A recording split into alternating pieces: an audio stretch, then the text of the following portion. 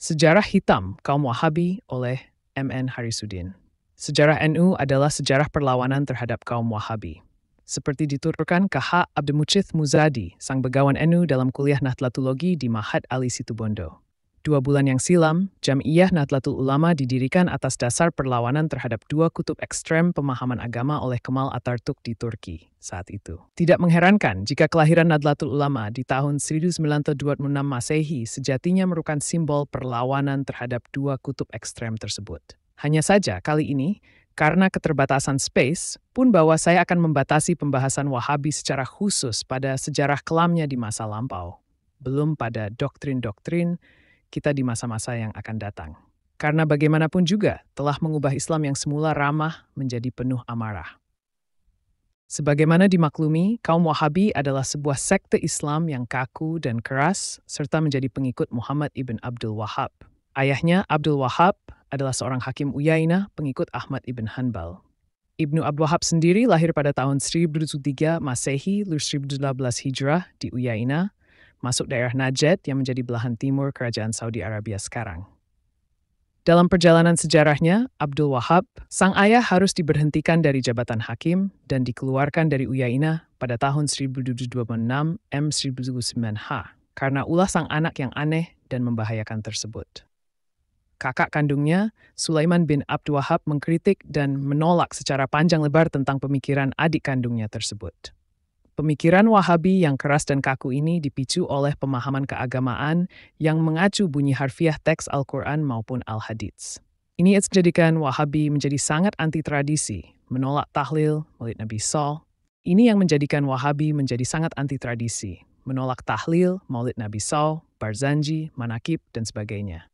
Pemahaman yang literal ala Wahabi pada akhirnya mengeklusi dan memandang orang-orang di luar Wahabi sebagai orang kafir dan keluar dari Islam. Dus, orang Wahabi merasa dirinya sebagai orang yang paling benar, paling muslim, paling saleh, paling mukmin, dan juga paling selamat. Mereka lupa bahwa keselamatan yang sejati tidak ditunjukkan dengan klaim-klaim Wahabi tersebut, melainkan dengan cara beragama yang ikhlas, tulus, dan tunduk sepenuhnya pada Allah SWT. Namun, ironisnya pemahaman keagamaan Wahabi ini ditopang oleh kekuasaan Ibnu Saud yang saat itu menjadi penguasa Najd. Hari ini kita dapat melihat dampak dari aliansi tersebut dalam bentuk sebuah negara yang kompleks, kaya akan sejarah dan juga tantangan modernitas. Ibnu Saud sendiri adalah seorang politikus yang cerdas yang hanya memanfaatkan dukungan Wahabi demi untuk meraih kepentingan politiknya belaka. Ibnu Saud misalnya meminta kompensasi jaminan Ibnu Abdul Wahhab agar tidak mengganggu kebiasaannya mengumpulkan upeti tahunan dari penduduk Diriyah. Koalisi pun dibangun secara permanen untuk meneguhkan keduanya. Jika sebelum bergabung dengan kekuasaan, Ibnu Abdul Wahhab telah melakukan kekerasan dengan membidahkan dan mengkafirkan orang di luar mereka, maka ketika kekuasaan Ibnu Saud menopangnya, Ibnu Abdul Wahhab sontak melakukan kekerasan untuk menghabisi orang-orang yang tidak sepaham dengan mereka.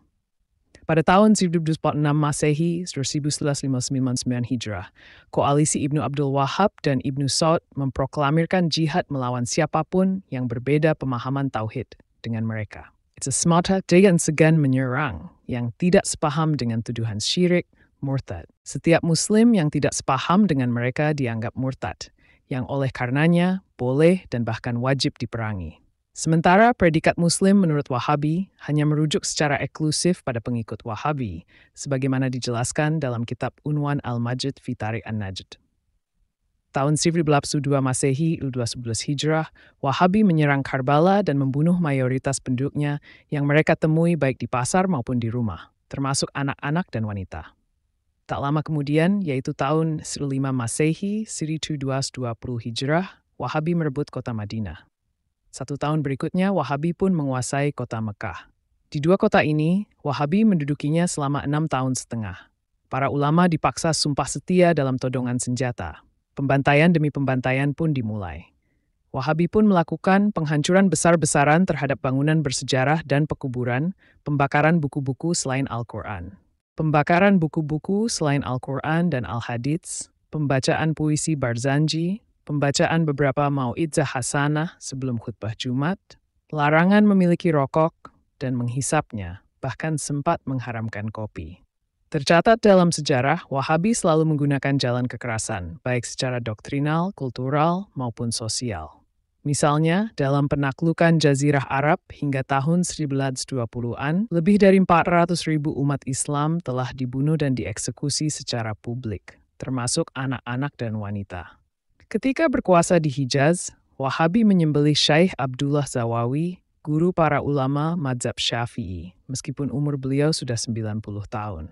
Di samping itu, kekayaan dan para wanita di daerah yang ditaklukkan Wahabi acap kali juga dibawa mereka sebagai harta rampasan perang.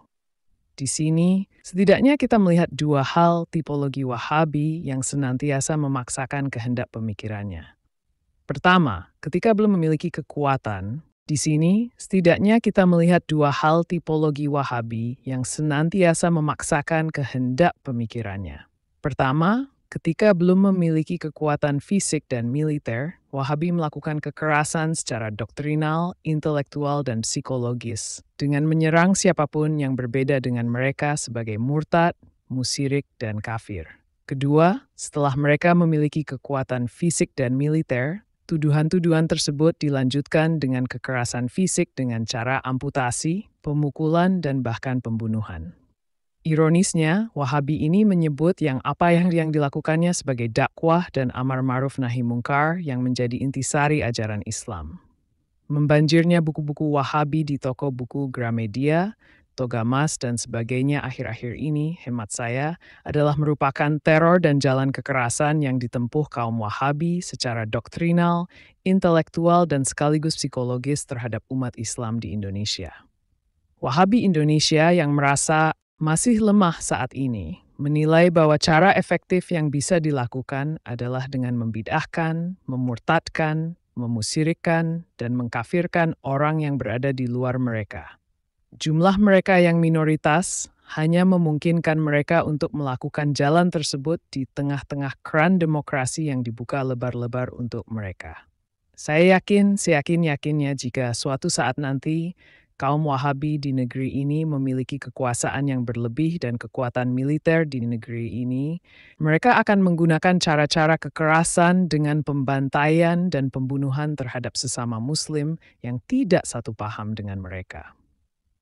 Jika Wong NU, Jam'iyah Nahdlatul Ulama, dan ormas lain yang satu barisan dengan keislaman yang moderat dan rahmatan lil alamin tidak mampu membentenginya, saya membayangkan Indonesia yang kelak menjadi Arab Saudi jilid kedua. Saya tidak dapat membayangkan betapa mirisnya jika para kiai dan ulama kita kelak akan menjadi korban.